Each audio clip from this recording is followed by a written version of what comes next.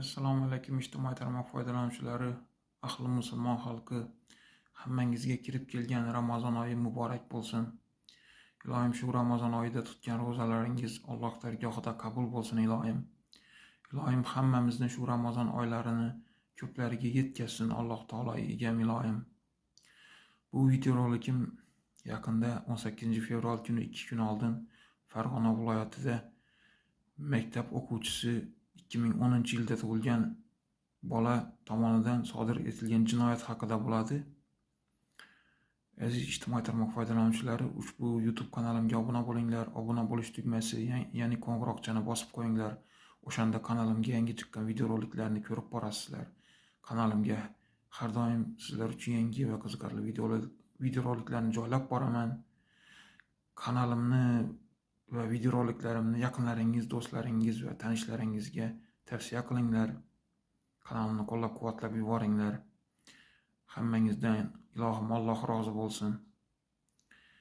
Farg'ona viloyatida 1988-yilda tug'ilgan ayol kishi o'zining 2010-yilda tug'ilgan o'g'lining quloqsizlik qilayotgani va ota-onasining gapiga quloq solmay, ota-onasi bilan urushib, maktabga borishni xohlamayotganligi haqida profilaktika inspektoriga xabar beradi.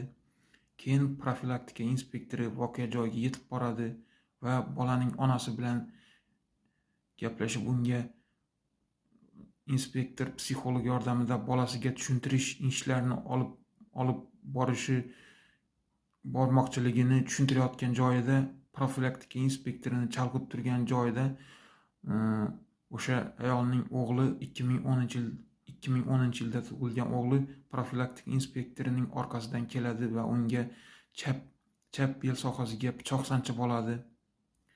Profilaktika inspektori olgan og'ir tan jarohatiga qaramay bolani zararsizlantirishga pichog'ini tortib olib zararsizlantirishga muvaffaq bo'ladi va boshqa ichki ishlar xodimlarini chaqiradi yordamga.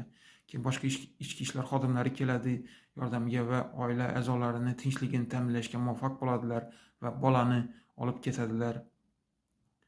Keyin profilaktika inspektori shifoxonaga yotqiziladi va joni saqlab qolinadi.